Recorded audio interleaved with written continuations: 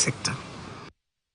Farmers from the agriculture-rich area of Nyandarua County have petitioned President William Ruto to intervene and have the multi-million land vegetable processing plant reopened. They noted that 10 years after the 600 million shilling plant that is located in Jambini, that is Kinangop, was closed, they had continued to incur heavy losses while seeking market for their produce. The farmers noted that 6 months after the president directed the CS for Agriculture to intervene and have the plant reopened, nothing has been done.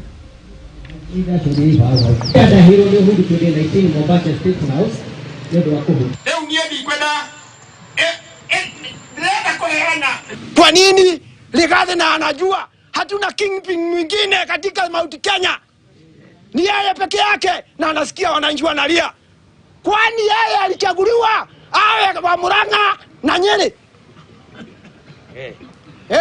Sisi hatukuchagua, gachagua awe wa Nyeri, aongea maneno ya kahoa, maneno ya majani na maneno ya miraa. Tunataka aongea maneno ya bia.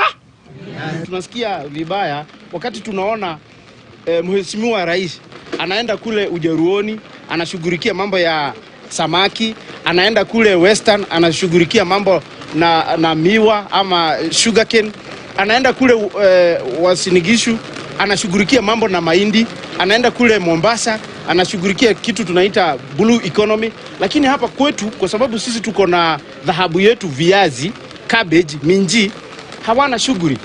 Wakati wanakuja hapa kwetu Nyandarua, kazi yao ni kuja tu maombi. Tunataka wao kama vile watu tunasikia wanaomba watu, rais akienda huko vile viongozi wa huko wanaomba vitu vifanyike kwao. Tusikie wakiomba kiwanda ya biasi na vile wakulima wa Nyandarua watasaidikika kupitia kiwanda. Ndio hata tukiwa rais